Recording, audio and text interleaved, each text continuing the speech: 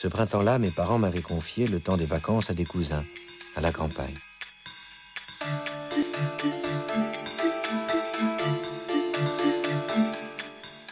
La clé des champs, c'est l'histoire d'un petit garçon qui s'ennuie et qui découvre une mare.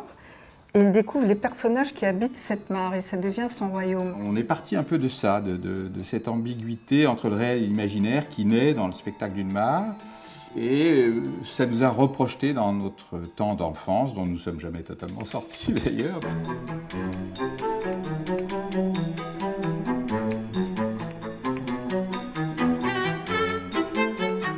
On s'est dit, bon, c'est un film où on voit à travers les yeux d'un enfant, la nature et ses habitants. Il faut choisir effectivement des acteurs animaux, acteurs entre guillemets bien sûr, qui puissent avoir un sens pour ce petit garçon. Il faut dire qu'on connaît bien les personnages de film. On les fréquente depuis des années parce que dans notre maison, à la campagne, on a une mare justement et on a pas mal filmé dans cette mare pour ce film. Donc on les connaît, pas depuis toujours, mais depuis très très longtemps.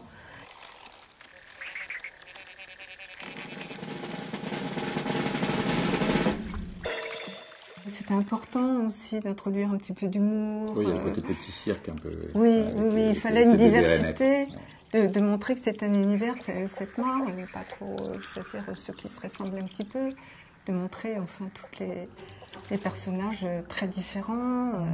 On a des animaux qu'on a laissés tomber parce qu'on n'est pas arrivé à raconter d'histoire avec eux.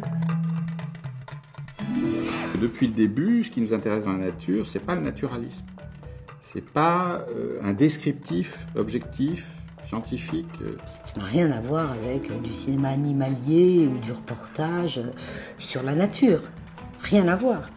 C'est complètement fictionné. Oui, c'est très travaillé, très écrit. Nous, on privilégie beaucoup cette part d'émerveillement et d'imaginaire, plus que la part purement descriptive.